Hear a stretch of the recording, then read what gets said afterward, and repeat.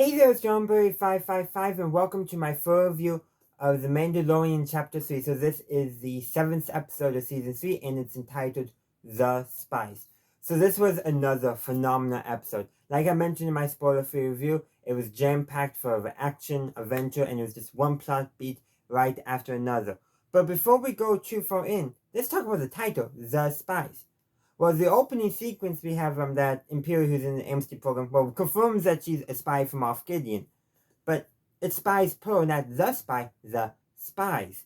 And that was more just set up, confirming Moff Gideon's back and letting him know that the Mandalorians are basically starting to unite up together, and that the pirates that the Mandalorians liberated and evolved from are somehow connected with everything going on in the Imperial Remnant. Like, all that is all connected, but there has to be more spies, right? Sure, we get to see an Imperial Shadow Council for the Imperial Remnant, which included two faces that should be familiar. Well, one face is definitely familiar, and I'm not talking about Moff Gideon. No, Captain Pelion. And also we got a reference to Commodore Hux, so General Hux's father, so that is another interesting to note. But essentially, it sounds like a bunch of Imperial remnants are all working together to restore the Empire, but they all really want power from each other. And of course, Grand Admiral Thrawn is still missing, and Captain Pelion keeps on saying his return is going to be coming soon, but the other Imperials are clearly like, not necessarily not buying, but more like, yeah, it's taking him a while, and Moff Gideon is the one who's voicing that, and even suggests alternative leadership. But that essentially, they do agree that they need to stop the Mandalorian, so they give supplies to Gideon to help defeat the new Mandalorian threat to the Empire. But that still doesn't address the plurality of the spies. I'm thinking the spies, the plural, at least one, if not more members of the various Mandalorian factions that appear in this episode. And we actually get three Mandalorian factions. Obviously, the Mandalorian mercenaries and the Night Owls. We also get, of course, the Children's Watch, and they do return to Mandalorian where they meet survivors of the Purge who are still living on Mandalore. So among any of those groups could be a spy. I don't know, but it's the spies plural.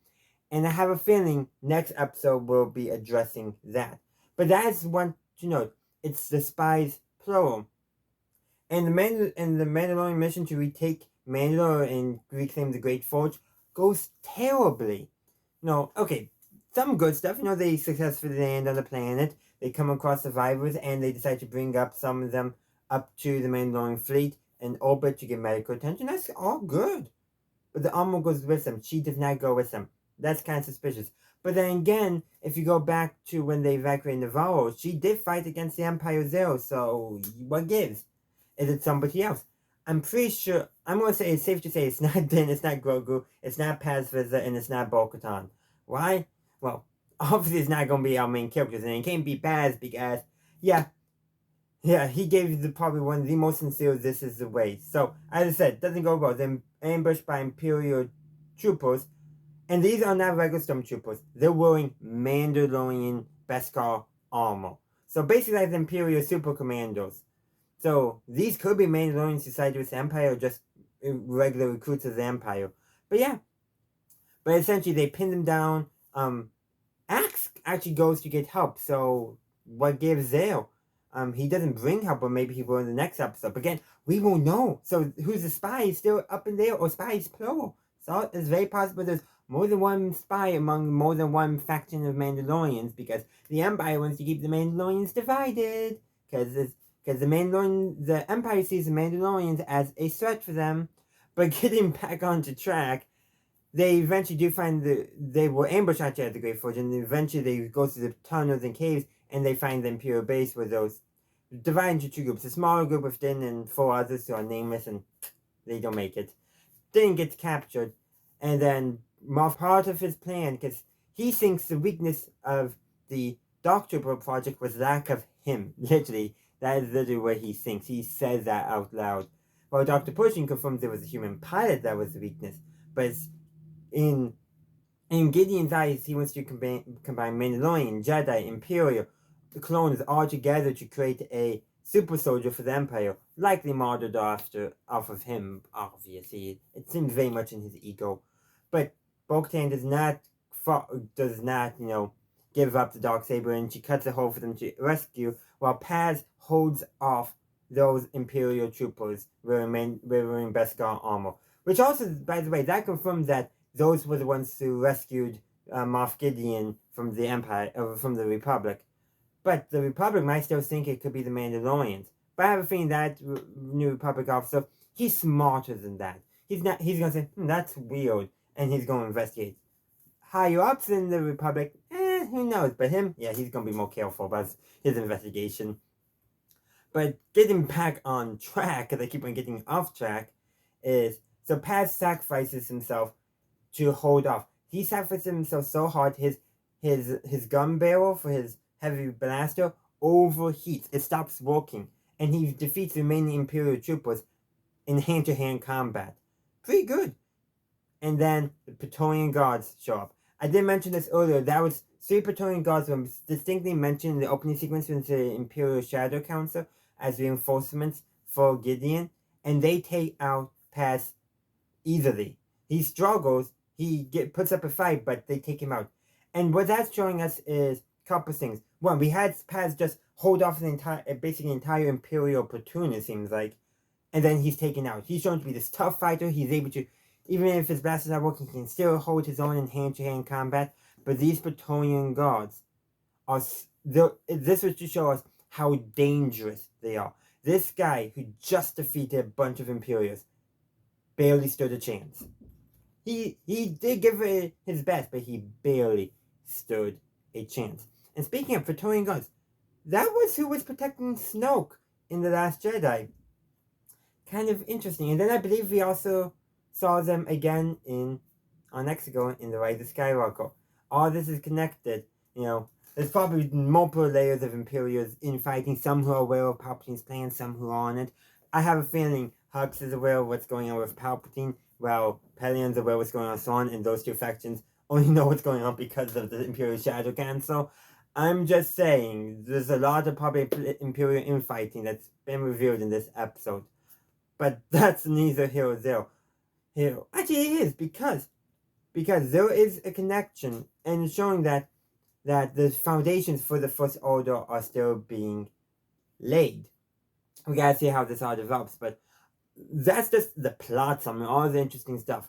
I even forgot this. Griff Karga has the droid smith rebuild IG-11 as basically a mech for Grogu to pilot. So now he has basically a walker for himself, a tiny little walker modeled off of a droid. But no, that also gives Grogu a yes and no button, so he can now express his acceptance, displeasure, no, and all that kind of stuff in ways that he couldn't do before. And that actually is very important, because, you know, we see him playing with it, enjoying it, but when they meet up with those Mandalorian survivors, they get on a ship, lane ship, I guess. But anyhow, Paz and Axe are playing a game of Mandalorian chess, and there's a disagreement on how a piece is supposed to move in the game, and it gets into a fight between the two of them. Yeah. But this is also right after Bo-Katan, well, not right after, like the next day, it's afterwards in the plot, where Bo-Katan laments how the Mandalorians are always fighting each other and never uniting, and is how it's always dividing them. And notice she's lamenting that all the time. But Grogu is the one who steps in and breaks up the fight. Bo-Katan wasn't going to step in. Nobody else didn't even ask Bo-Katan, and says it's neither party can step in. But essentially the idea is like, oh, this is what we do. But you can tell, like, she wishes she could. But Grogu, the founding, the youngling, he's the one who steps in, taking the lessons of the Jedi, because I'm pretty sure he uses the Force to get there pretty quickly. But he's the one who steps in and stops the fight. Why? Because he knows that this division, them fighting each other when they should be getting along, is wrong. It's like, no, you guys don't need to fight. He's just a kid, but that's important because unlike all the other Mandalorians, he doesn't have all the baggage of years, centuries, familiar histories of hostility between the various different factions, tribes, clans of Mandalore houses. Like, to him, he just sees Mandalorians like his father fighting, and he's like, why? It doesn't make sense to him, so he stops the fight. And I would say he, in this shown, he is in the right to do it. Because it connects nicely with how bo-katan is constantly lamenting Mandalorians fighting each other, but how still Slither said in some of the ways that are holding Mandalorians back, she doesn't get involved. But Grogu, he's not held back by that. He sees Mandalorians fighting each other, and he's like, that shouldn't be, and he stops it. It's as simple as that. Because there's a lot of other stuff going on. We actually confirm how Bo-Katan lost the Darksaber.